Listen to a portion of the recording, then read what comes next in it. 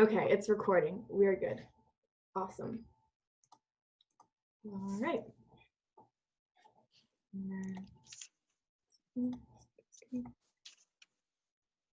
Okay, awesome. Everybody can see this, right? Okay, great. So I'm going to just get started. So here's the panel part of our presentation. And this is me. Okay, so just if I haven't introduced myself already, I'm Morgan. I'm going to be a second year in computer science and engineering. So I originally got into the Henry Samueli School of Science and Engineering and Applied Science. Oh my gosh. Last year as a bioengineer, and it has been quite the journey to get to computer science and engineering. So this is actually pretty funny. I think I considered every single engineering major before I settled on computer science and engineering. So I actually know a surprising amount of information about every single one. So if you have any questions, always feel free to ask me. I think something that happened with me was I was very nervous about choosing a major. I didn't want to choose the wrong major. And I know that a lot of you guys are interested in changing majors or maybe switching out of the School of Engineering. So I'll talk a little bit about that. So, okay, I made this like figure for you guys. I drew it on my Surface Pro.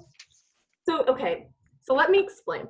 So this top part of the figure, this is what most people think that like the engineering journey of switching majors would be like, right? You know, you're like, okay, I'm in bioengineering, and then maybe I realized I wanted to be in computer science and engineering. It was really, really simple. But that was actually not the case. My journey looked a lot more like this second half right here. So I think about a month into school, into fall quarter last year, I realized that bioengineering, while it was great, it just didn't really focus on the skills that I wanted to develop in college. I was really interested in genetics, so I was like, okay, maybe I'll apply for bioengineering. I don't know. But I realized that it wasn't going to be the best fit for me. And, you know, that was just based on my personal preferences. So I was also, at that point, I knew that I wasn't going to be a bioengineer. But there's so much room for exploration at the beginning, you guys. You guys all have to take Math 31 A and B, 32 A and B, and 33 A and B. So you have about 2 years of math to get through, and then everybody takes the physics series.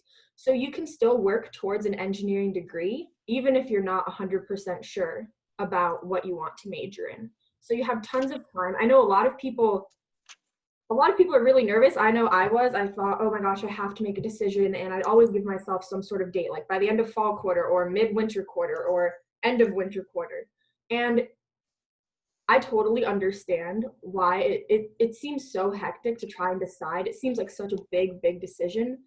But at the end of the day, it's not as big of a decision as I think we put, with as much pressure as we put on ourselves to make it out to be, just because so much of engineering can be applied to different fields. You don't even have to work in engineering or in an engineering job with an engineering degree. So there's so many opportunities for you out there that just because you choose a certain type of engineering doesn't mean that you have to ultimately stick with that in your career and beyond. So that was something that I was very nervous about. And actually, something that really, really helped me, there were some classes that I took that I'll talk about a little bit later in the presentation, but talking to the older girls in SWE when I was a freshman really helped me. Isabel actually convinced me to give computer science a try, because when I got to UCLA, I'd never coded before. I think I did the AP Computer Science Principles class in high school, but there wasn't any coding in that. You just learned about how like, the internet worked, how computers worked. So not a lot of the knowledge was super applicable to a lot of the coursework at UCLA. So I was very intimidated. I actually, at the beginning, I looked at all of the majors in the School of Engineering, and I took out electrical engineering, computer science, and computer science and engineering, because I was like, oh, that's computer coding. I can't do that. That's just too intimidating, and I don't have experience with that. But Isabel convinced me to give it a try, and now that's going to be my new major. So it's really awesome to talk to older engineers, especially, you know, you can talk to anybody on the SWE board. We'd all be so happy to talk with you about what we went through with this. So that was the main part of my engineering journey. But something else that I did that isn't necessarily typical is going like off track. I don't know if you can see the parentheses because of my Haagen-Dazs background, but I technically went off the engineering track. So I'm sure some of you guys have had orientation. I think that they run into September, so maybe not all of you guys. But at orientation, they give you sort of like a schedule of classes, like what a typical engineer would take. And there wasn't a lot of room outside of that for electives. So I actually, my first quarter, I just did Math 31A and Chem 20A, and I think Scandinavian 50 for an elective. And I did the bioengineering seminar, and I also did aerospace engineering seminar. And then my second quarter, I took an accounting class and an astronomy class. These technically didn't count towards any of the unit requirements for graduating from the School of Engineering. You know, they weren't engineering classes, so they didn't count towards that, and they also didn't count towards the elective. But it was really, really awesome to use these classes as an opportunity to branch out from the School of Engineering and see if there was anything that I was interested in outside of that.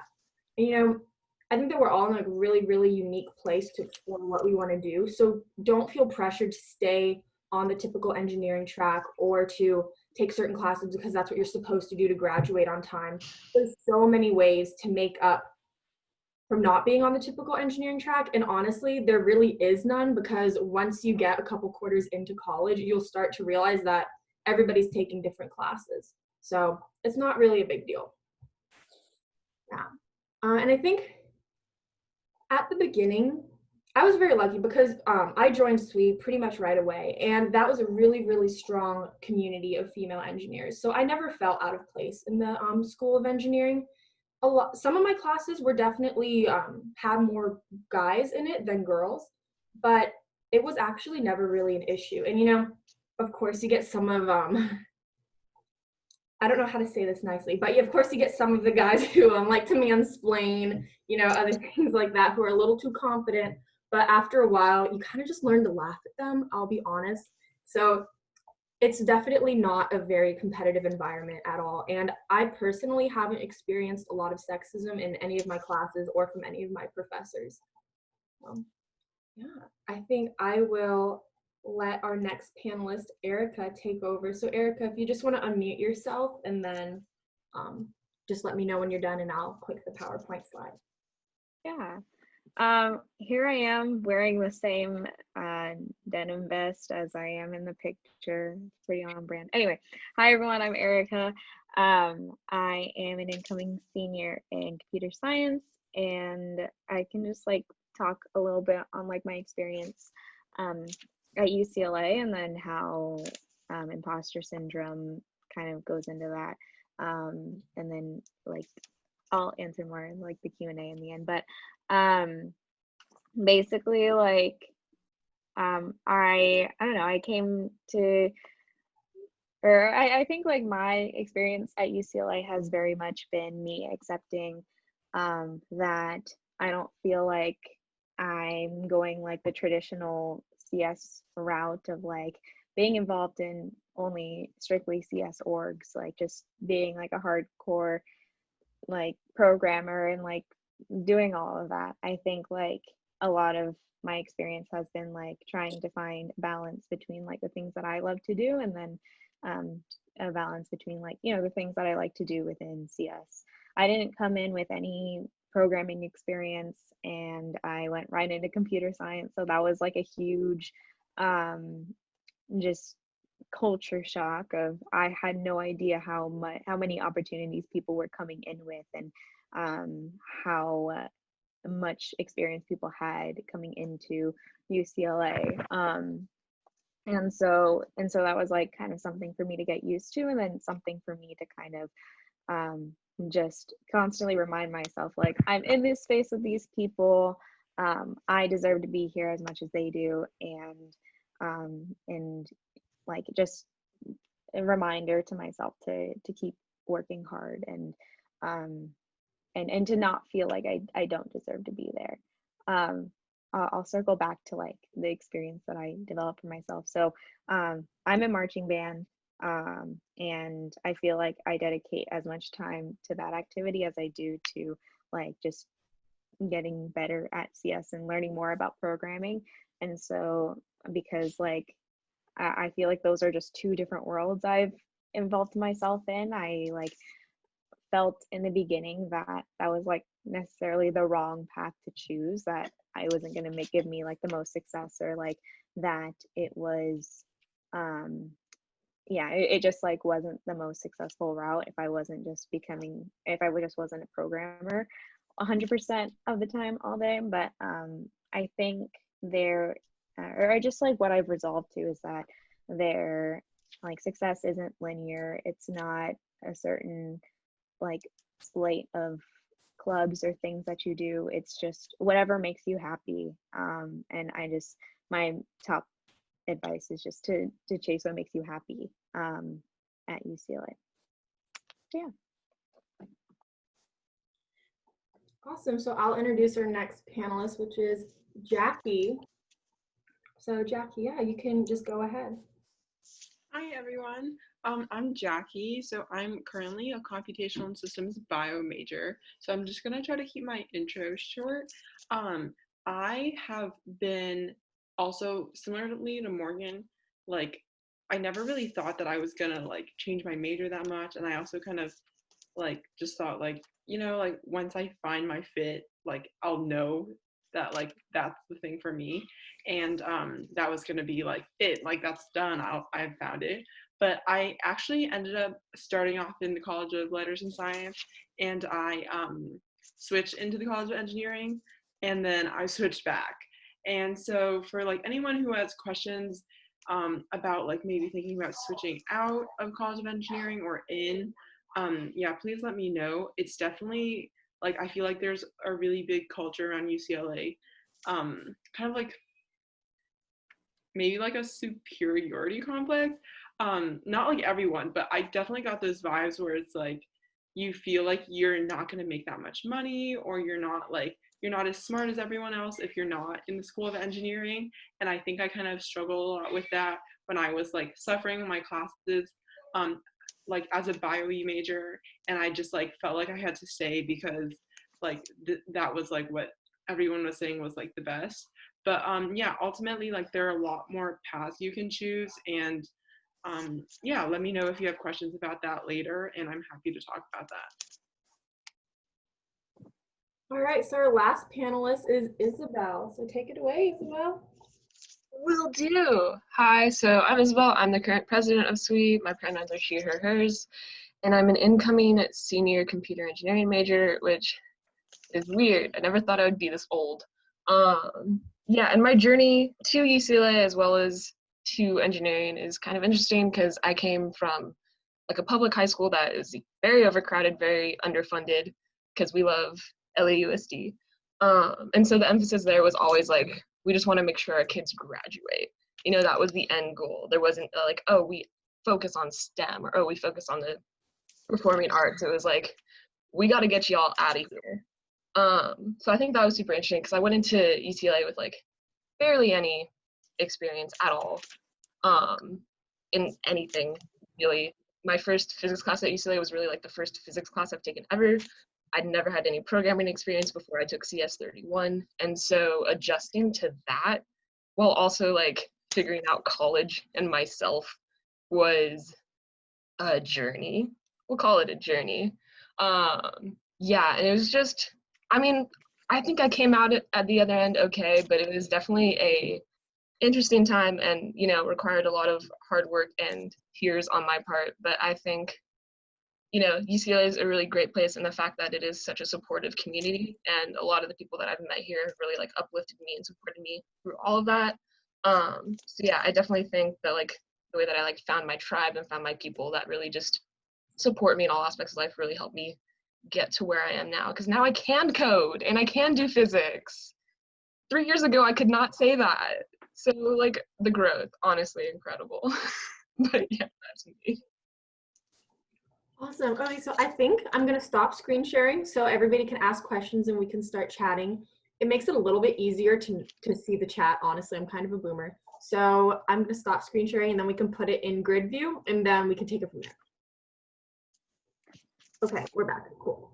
So Yes, all right. So if you guys want to send any messages in the chat, just with any questions that you might have, if you guys related to any of the panelists, you can always ask them a certain question and they'd be happy to answer.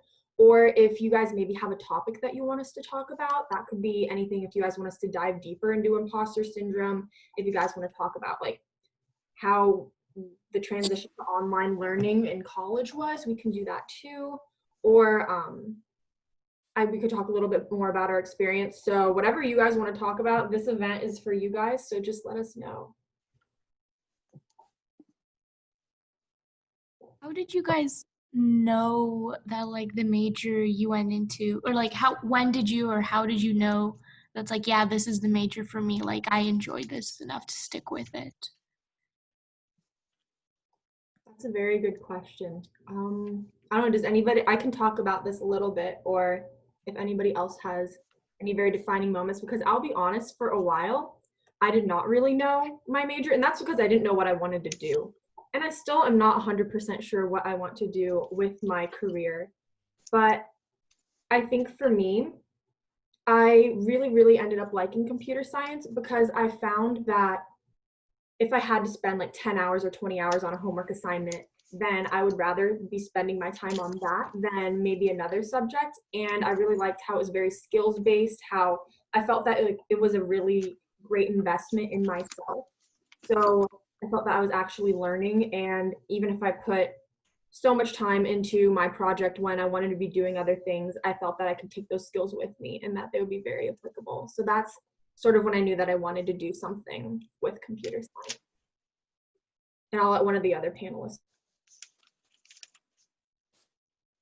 To be honest, I'm kind of like a not super decisive person, but I don't think I ever really found like a major that I was like I think I mentioned before, like this is my calling, this is what I want to do.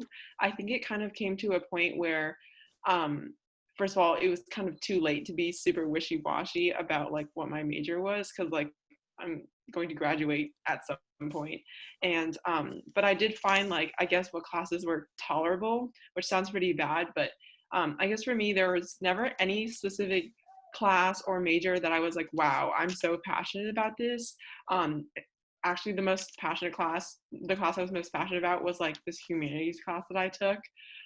So yeah, I think sometimes it's okay to be like, I don't really like anything. I've kind of heard that from a lot of people, a lot of peers and stuff. And I think you just kind of sometimes scramble your way through. There are also always people who just like know exactly what they want, and like it's great for them because they just like go for that, take those classes, stay in that major. So yeah, that's not the best answer, but yeah, I guess sometimes you just don't really know. You just kind of, yeah, just keep going, I guess. I will add a little tidbit because given I had no prior experience with my major, kind of weird that I picked it. But I did initially go into engineering because my parents and my grandparents were like, it's a good path. And I'm like, you know what? I like money. Like, you're right. Like, I can get into engineering and then like figure it out from there. Because it's so hard to like transfer into engineering versus transferring out. So I was like, you know, it's a good starting point, and then we'll have some introspection in the later quarters. And then I took CS31 and CS32, and you know, it did kick my butt a bit, but like I just realized that I really liked it. And I really liked that subject matter. And so I think, yeah, just like exploring your options classes wise, I think is super important. And then getting involved in technical based clubs gives you like another view as to how that major would be like, especially in the workforce. And now I'm just fully on the software path, which is wild. Never would have thought that. Yeah, honestly, like second to that, because like I had no idea what I wanted to do. I mainly chose CS and I stuck with it because I think it's like, well, just personally, I think it's like one of the most versatile majors. Not knowing what I wanted to do, I felt like just being able to code was like a good skill that I could get, and then I just figure it out later, which I think is still the plan. Like, just like, I mean, I think also just being like a child of immigrants, I've been relating to this more than anything recently.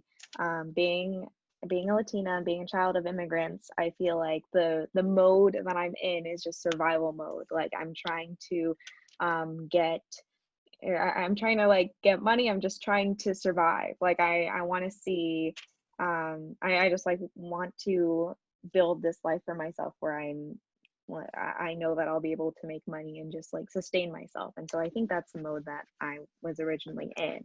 But I think like longer down the line, when I'm able to build that sustainable life for myself, I think that like I want to experiment with different things. I think CS can put your foot in the door in so many different areas, whether it's like, you know, I'm really passionate about social advocacy, like how like I could use just tech to get me into politics or something. And just all these different things. Like I'm really passionate about music, and like I know there's like projects in tech where you can write like composition software and stuff. And so I think like there's just a lot of things that you can do with it. And also a reason why I decided to be in it is because like I felt like if there was anywhere I was going to put myself, it should be like a space where there are not that many people like me, because I feel like people like me, people that look like me, need to exist in those spaces. And that was another thing. Yeah. I will also add the disclaimer that this is like a very CS heavy group of panelists, but that's not to say that any of the other majors that you all consist of are like any less valid. And I definitely think reaching out to your mentors within this program for any specific questions are super helpful, because they are the real like SMEs on that.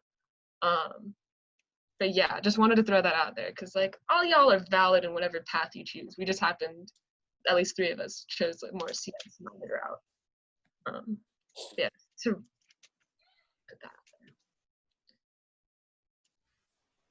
Awesome. Okay, so we have a bunch more questions in the chat now, and I've been kind of reading them. And we have, thank you to Grace and Katie for asking. They were just asking about what would be some good classes to take your freshman quarter. I guess I could start off with this. Some of you will probably have, okay, so when I came into UCLA Engineering, a lot of kids had math classes or maybe like chemistry classes done at community college. So if you already have a lot of those math classes done, then this might not apply to you, but I think that it's very typical to try to take a lighter course load, and I would totally recommend this because college is such a transition. It was a really big transition for me last year, and it'll be a really big transition for everybody this year, whether you're moving into the dorms or staying at home or doing your classes online. So I would recommend doing maybe, I think a typical thing to do is like a math class. If you're in a major that requires chemistry, so I believe that's civil, aerospace, mechanical, bioengineering, or chemical engineering. And then maybe electrical engineering also requires one chem class. They usually take that. And then each major, and I'm really excited to talk about this later in the presentation, actually has a like a seminar, and it's 1 or 2 units. It's usually pass, no pass. And it's a really great opportunity because if you're, let's say, I did the bioengineering one, so I can talk about that. Each week they'd have a different researcher come in, or somebody who worked in the bioengineering field come in and talk to you about the opportunities in that field and what they did. So that was really, really eye-opening. And I definitely recommend signing up for those. I actually took the aerospace and mechanical seminars too, just because I was interested in that. So I know a lot of you guys wrote that you're either undeclared or considering switching. So I think that that would be a really good use of time. And you can also take a GE. You know, they're pretty fun. I took Scandinavian 50, which is known as being like the easiest one in class in school. And it was such a fun time, you guys. It was so much fun. So I would highly recommend that if there is still space. Yeah. Oh, something else that I want to add. I was thinking about this when I saw your questions. If you're interested in computer science and you don't have a lot of experience, sometimes there is a difference. So there's CS31, which is the first and computer science class that you'll take as an engineer. And there is a bit of a difference between taking it in fall versus taking it in winter and spring.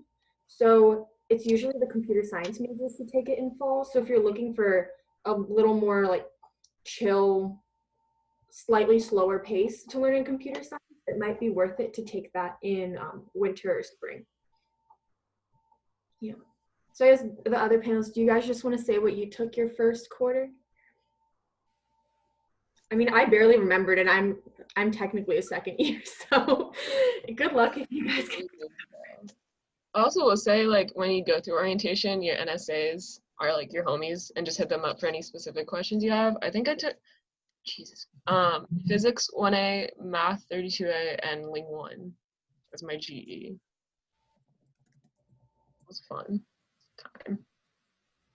Right, I just remembered mine. So I took Chem 28H, which was definitely interesting. If anyone is on doing the fast track or doing the honors like courses, yeah, they're definitely tough. So good luck. Math 32A, and I forgot what my last class was. Probably some sort of G. Your like NSA will tell you like to take like 2 STEM courses and 1 GE, I think. Yeah.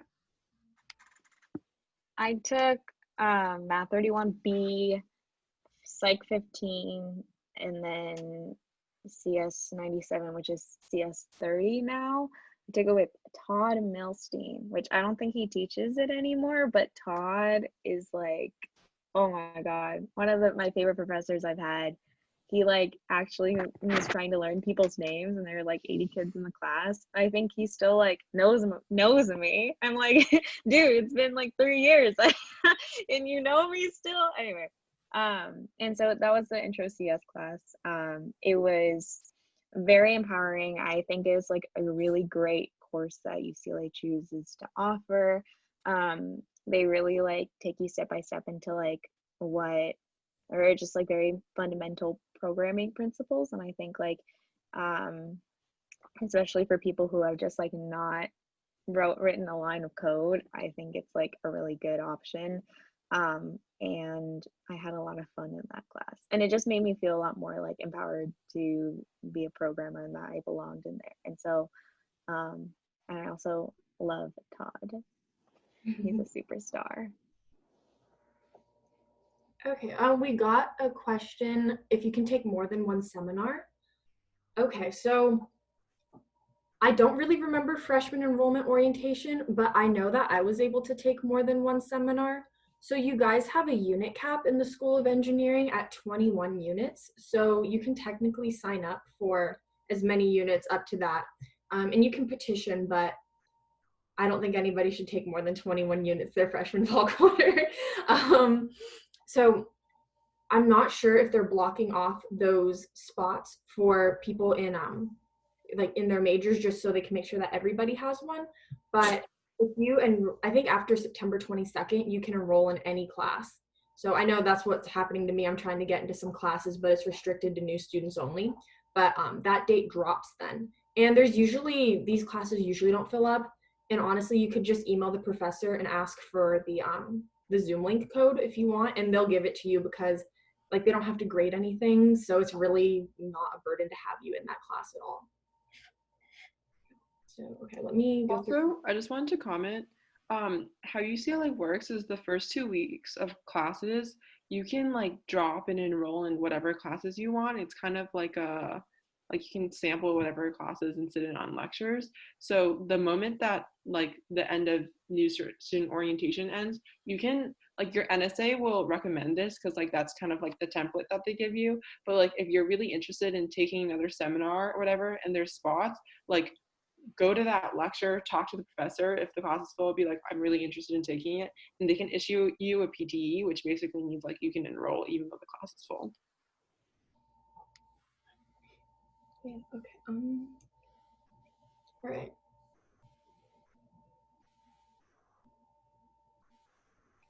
Oh, Kelly asked, what clubs are each of you in other than SWE? I think I was in Biomedical Engineering Society. I was a social chair for that. And then I was in SWE last year too, and SWE this year. I think, oh gosh, is that the only? I think those are the clubs that I'm in. It's kind of hard to remember sometimes. But I'm going to try to join ACM, which is a computer science club in the fall. And also WAT, which is Women in Electrical Engineering. Isabel knows a lot about that. It's super great. Yeah, so I guess, Isabel, what other clubs are you in? Oh, now. But I wasn't, I mean, president is like all consuming, but in the best way. But previously, I was in WAT, like she mentioned, it's Women Advancing Tech Through Teamwork. It's the electrical engineering / computer engineering version of SWE, kind of. It's just on a much smaller scale, and I highly recommend it if you just want like a really cool community of homies that are in your EE classes. I was also in HKN, which is like the EE Honors Society, which, like, it happened. Um, and was I in one more? Oh, I was in IEEE. Yeah, just general IEEE. I did a lot of technical projects with that, but now I feel like I know enough, so I'm not in it anymore.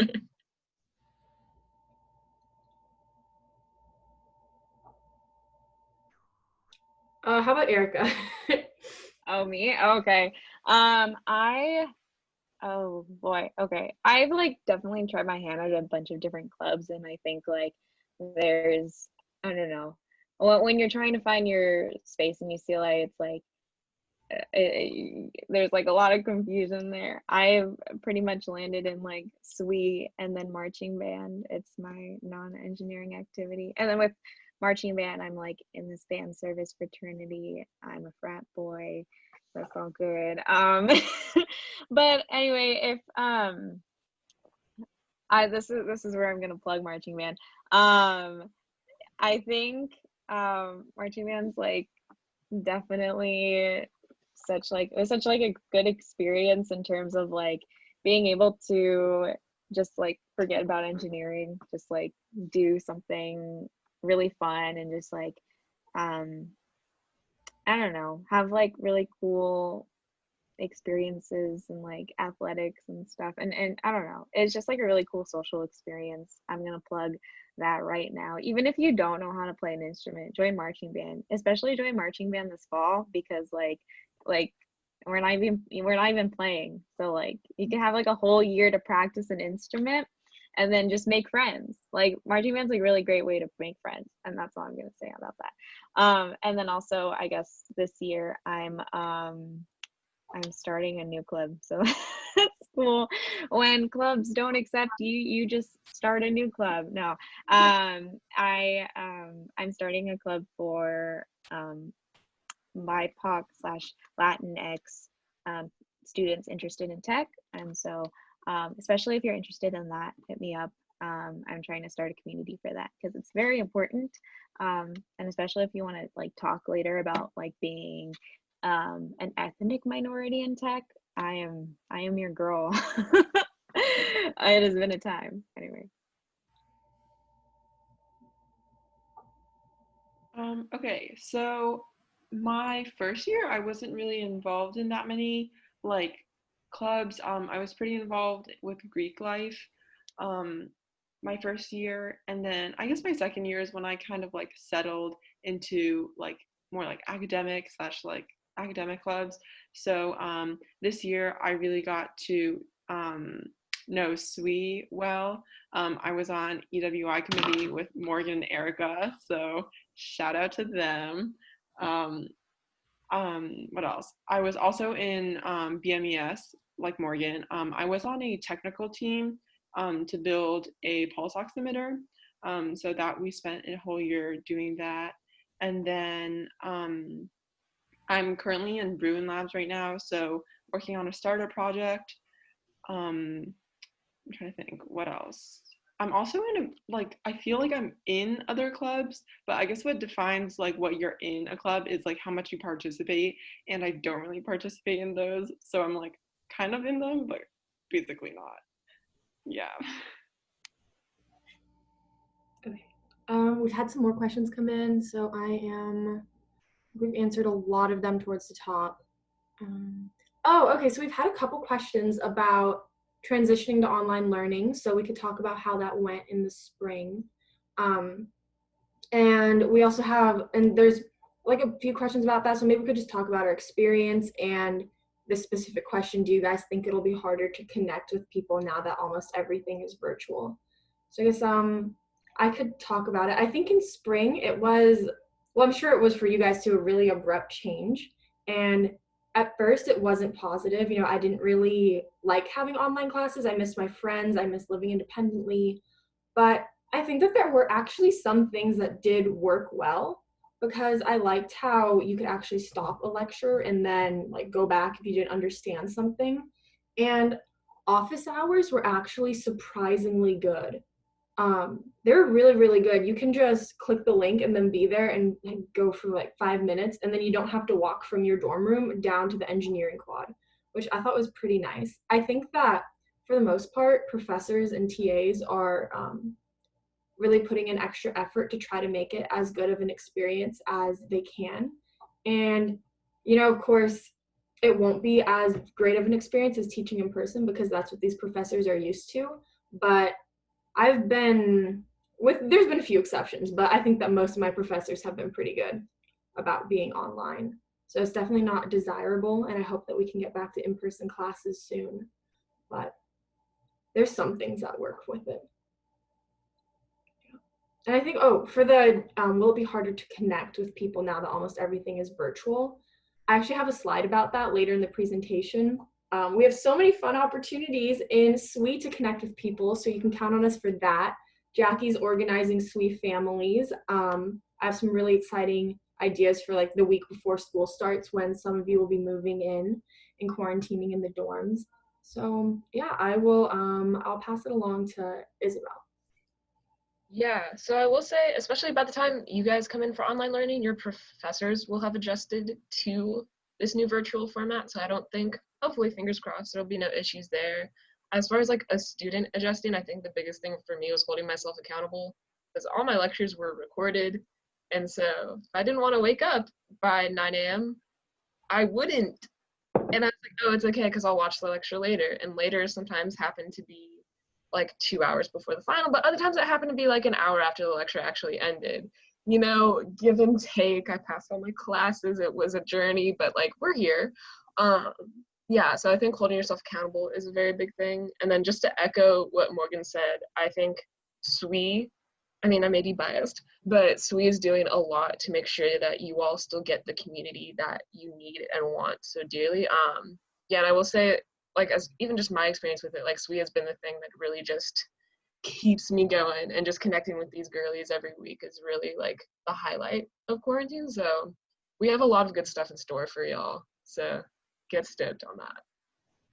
Oh, I want to add on, if you guys have any ideas for like a social event that you want us to throw, specifically through the mentorship program, just email me and I would be more than glad to put it on, because I really want to give you guys like every opportunity to meet each other and connect and make friends through SWE. So yeah, if you have any ideas, just email like mentorship.swe@UCLA. So I know Jackie or Erica, you guys can add anything if we didn't cover it. I guess for like meeting people in your classes and stuff, I found that it's pretty difficult, like if I don't already know someone in the class, to make friends, which is really helpful, like to study and do homework together and stuff. One thing that actually happened to me was a girl in my class randomly DM'd me over Zoom and was like, "Your last name is it's Sun." She was like, "It seems nice and you seem like a nice person because of your name. So do you want to work together?" And I know that sounds really scary, like randomly DMing someone, but it was so helpful. Like I had a study buddy in the class and we worked on homework and stuff together. And like personally, like I'm terrified to just like randomly DM someone in my class on Zoom, but like I'm so glad that it happened. So I would definitely recommend trying that, or joining like group me's for your class. If you guys don't know what that is, it's like it's kind of just like Facebook Messenger, but like people use it for like classes and stuff to like get help and yeah, like work with your peers. And in terms of like social friends, I definitely do think it's going to be difficult. It's really hard to make friends when you're not like interacting with them face to face and seeing them in person.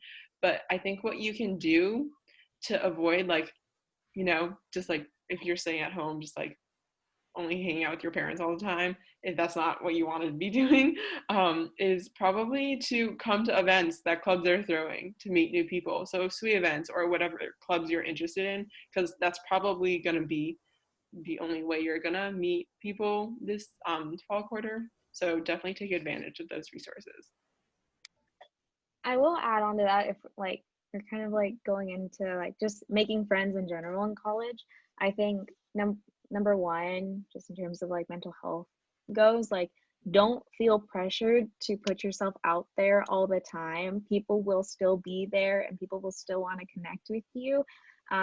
Like I really felt my freshman year that there was almost this like anxiousness for people to get to know each other, and I think you'll notice that. But don't feel afraid that like people are just gonna make their friends during fall quarter, and then you know that's it, that's the only opportunity to make friends, because just like yeah, try to get to know people fall quarter, and then like spend more time with people, and you know, and then you'll like learn more about them, and then you'll see who becomes your friends.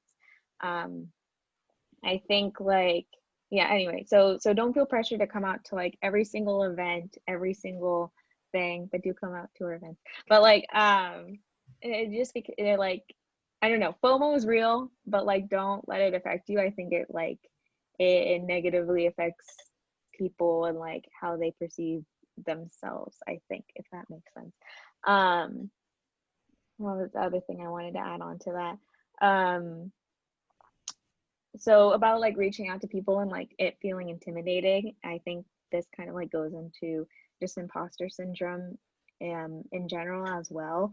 I was talking about this earlier with Morgan and Jackie, is that like people are usually as intimidated to make friends with you as you are of them. And so something that I've kind of learned how to do was just to be like to learn how to be the one that's like not intimidated, and that kind of comes with like the fact that knowing that other people are just as like not scared but like anxious to meet you as well. And I think like having that power, I don't know, puts you into more control over like finding friends, and especially just existing in male dominated spaces.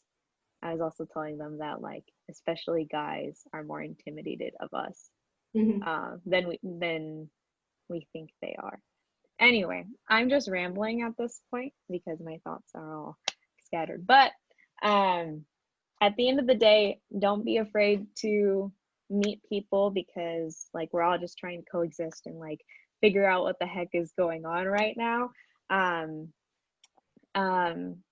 Be authentic, put yourself out there. It is not like be vulnerable with people. I think that's like the best way to be friends.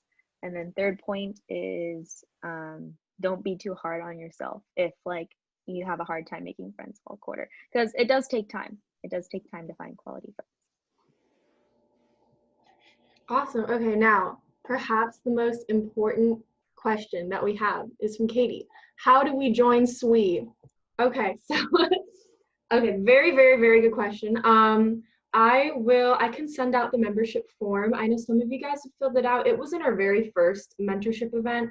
If you guys remember, that was like a SWE presentation with all the different committees. So it was there, and then I can send it out in an email again, and I will spam you guys with it so many times, so you'll have a ton of opportunities to sign up. And we'll also probably be at some of the virtual club fairs this fall, so you can also sign up there.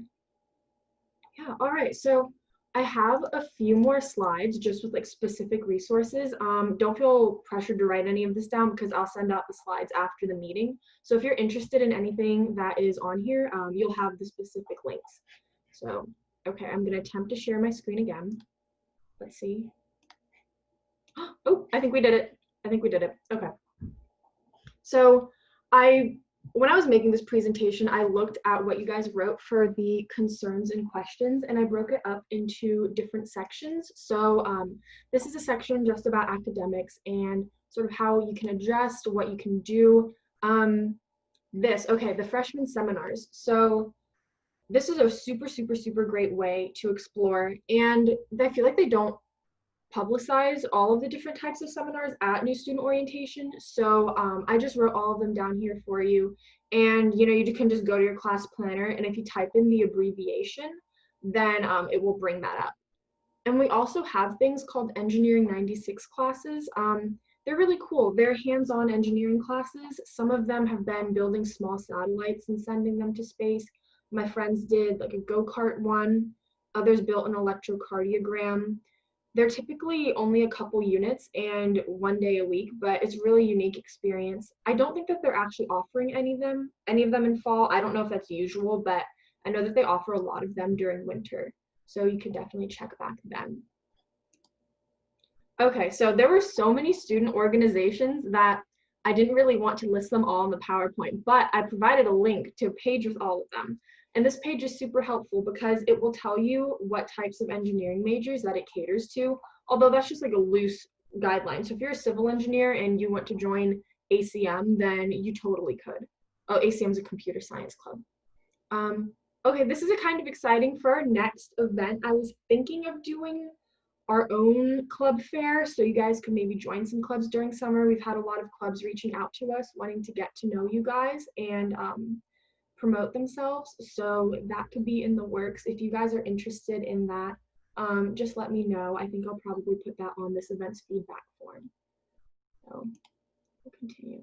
Okay, something that I found really, really helpful that they don't really tell you a lot about is engineering advising. It's usually in Bolter Hall, and if some of you guys, my advisor was Erky. I don't know if any of you guys have had orientation yet. Maybe you met him there. But if you go to this engineering advising, which has been put online 100% virtually, it'll be available through summer and fall and winter and spring. So it's not going anywhere. You can talk about anything with them. You can make like a schedule. They'll print out worksheets for you. You can ask them about switching majors. You submit any paperwork that you need to them. If you guys did like AP credits or maybe community college credits, you can also go to them. So they answer all of these questions. I put a link down there, and they actually have virtual walk-in, like virtual advising walk-in office hours on Wednesdays and Thursdays. And they've been canceled for a few dates in summer just because of new student orientation and everything like that. But it's really, really, really great. So I know I have gone to them so many times, especially because I would change my engineering major pretty much every single week. Unofficially, of course. Okay, so these are on-campus tutoring organizations that I've found to be really helpful. They have Tau Beta Pi, which is all engineering courses, and they did a lot in spring online. I didn't put a link for them because I think that a lot of their Zoom links might change for fall, but they do plan to have tutoring. So if you're taking any classes and you need help from an upperclassman, you can just click on the link and then there will be somebody there who can help you. There's also the Student Math Center.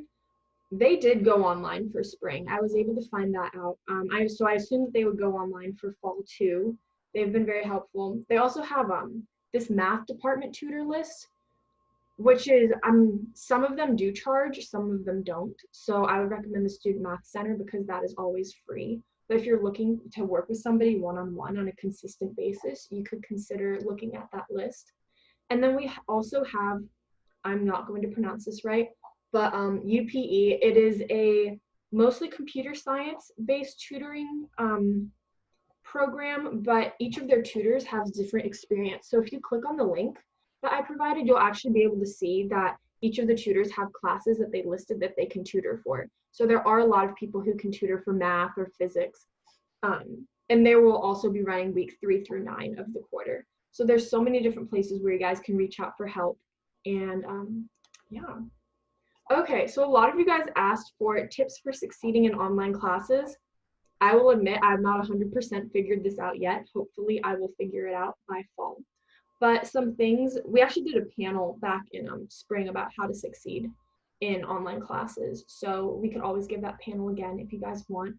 But I would recommend watching the lecture if it's live. And if it's not live and it's just recorded, maybe blocking out a certain time each day or each week to watch them. That way you keep yourself on a schedule. I know that I should be doing that with my differential equations lectures right now, and I'm not, and I wish that I had. Oh, okay, did I miss somebody? So I also recommend taking notes, even if the professor is like, maybe it's a math class and they're writing down how to do a proof. It's pretty helpful if you can take notes while they're doing that instead of just screenshotting it. Also something that I need to work on. And really, if you can just be present in each lecture and focus on what the professor is saying, I find that when I'm 100% there, then I can really use that hour or 2 hours of time very effectively. But if I'm just like on my phone or doing something else, then that's kind of 2 hours that I wasted because I wasn't 100% present with whoever I was talking to on the phone or in the class. And if you can just make sure that you understand the material after each lecture, you're going to be in a really, really good place, just for studying, finals, homework, like for time management and everything.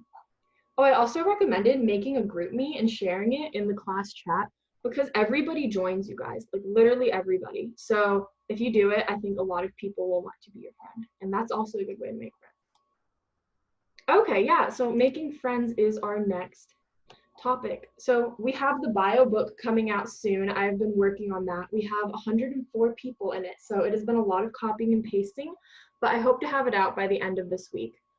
Jackie's also organizing SWE families, which is an opportunity for you to be put in groups of other SWE members so you guys can get to know each other.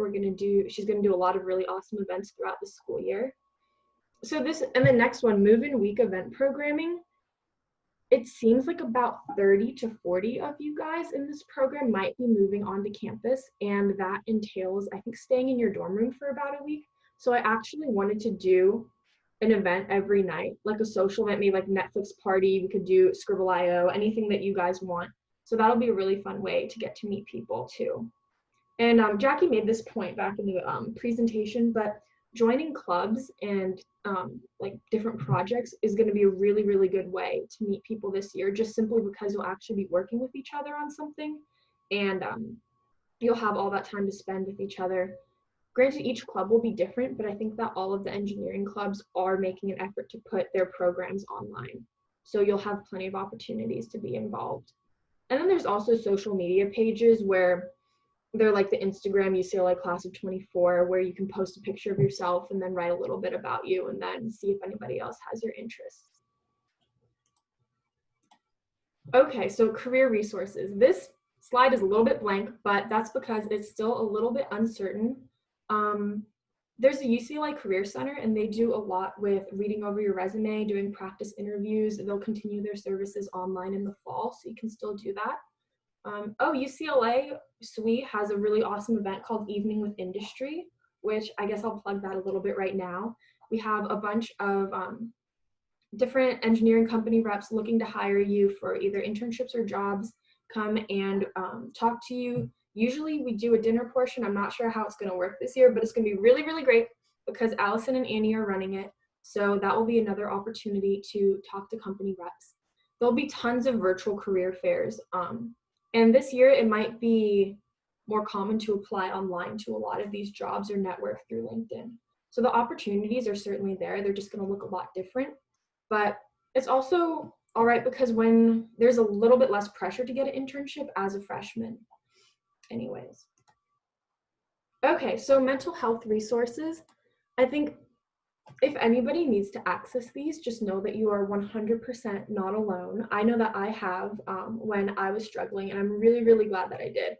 So these are the on-campus mental health resources. There are a lot in Westwood. There's a lot of private therapists that you can go see if you want to, but you can go to Counseling and Psychological Services, which is on campus. They're doing 100% telehealth services this fall. So you can access this if you're on campus or at your house. And they sometimes do like partnerships with the School of Engineering. They have drop-in hours where you can go and talk to somebody. I did that a couple times winter quarter, and I found it really helpful just to sort of have somebody to talk to who wasn't necessarily another engineer, just like a third-party, unbiased adult. So you can just drop in here. I put the hours. I'm not sure if it's going to stay the same in fall. They might switch around the hours, but the service will definitely be offered. And then they also have, I'm not super familiar with this, but they have different groups that you can be in, and you can sign up and you can meet, I think it's about once a week, and those are the CAPS groups. So I put the link to that there. But yeah, I think something that's really helped me is with mental health is school life balance, but also acknowledging when I needed help and getting it. That was really, really big. So I know it's kind of scary, but I would encourage everybody to do the same because it really does make a big difference, and it can change your college experience for the better. I know it did for me. Okay. And this is our last slide, I think. So I think we kind of talked about all of this before, but the things that really help you maintain school life balance, just because engineering is a very time consuming major for even, the smartest kids with the most engineering experience in the Henry Samueli School. So I would recommend just enrolling in a lighter course load in fall, maybe 2 STEM classes and a GE. Just using your time wisely and focusing whenever, if that includes being social. So if you can be 100% present while being social versus and 100% present when you're in class, that'll really help manage your time well. And then I found that I really helped me to schedule time to exercise and practice self-care. So I don't think it's really helpful to not make it something that you do like if you can find the time, because I think that is equally as important as doing your schoolwork. So yes, all right. I think that is the last slide. So if anybody has any questions, I think we answered a lot of the questions earlier, but you guys can stick around and we can do friendship speed dating. Oh, thank you for the information in the chat about CAPS, Isabel. Yeah.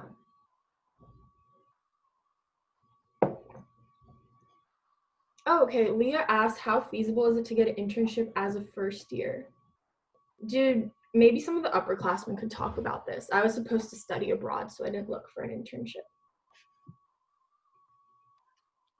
I can talk to this a little bit. So I definitely, like, when I talked to my counselor and stuff, they recommended I not like, definitely to apply to internships, but a lot of them are restricted to like juniors and seniors usually, because employers just don't really want to, it takes like a lot of money and time for them to train like an intern, and so they usually look for someone they can hire and not someone that's like still has like 4 years of college to go through.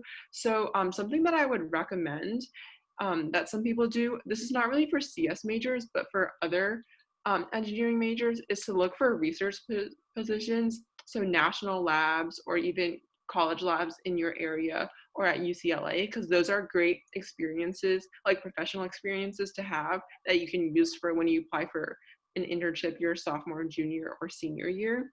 I do know it's like a lot of it is based on your major, so like I think this would be more for maybe bioes, chemies, mechies even, or EE. I know for civil, it's generally not super hard to find some sort of internship, just because there are a lot for like, I know like a lot of civil EEs start off with like working on construction sites, like working for smaller firms and stuff like that. And I think those are pretty abundant. Um, but I'm sure that like the CS majors can talk about the CS stuff, because I don't really know about that. Wait, I'm not a panelist, but I was able to get an internship after my first year, and it's because there's something in UCLA called the Alumni Mentor Program, and like I just saw it in an email once, and I signed up for it, and my alumni mentor was someone who was like basically the CEO of this startup, like in the Bay Area, which is where I'm located. And I literally just asked them, can I have an internship? And they're like, okay, yeah. So I would say like the best way, if you really want an internship after your first year, it is achievable. You just have to like go out and literally like contact people like on LinkedIn, find recruiters, and just like message them and be like, I'm interested in like this company, I'd like to work here. I feel like it'll work better for like startups, because like they're a lot more chill in terms of that stuff. You can also do the thing where you like guess someone's email, like if you know like there's a recruiter with like who works at a certain company, you could usually do like that person's first name dot last name at like companyname.com, and then like that's worked. So yeah, just like if you contact people, you'd be able to find something, I think. I think definitely like to kind of go off of that, if you really want to find an internship after your first year, it's going to be based off of like who you know. Also, but don't feel pressure to get an internship after your first year. Like you will still be able to end up in the same, or like just be just as successful as people who do get internships their first year, even if you don't have that internship. But like if you are looking for that experience, it's based off of who you know. And like unfortunately sometimes like those connections are either just given to people based on like how they were raised, or like their background and how they grew up, or those connections like are just kind of like happenstance. Like maybe you were like really looking for it and you got lucky. So I don't know. It's really based off of who you know, I think, especially for first years. So that's kind of like the secret of it all.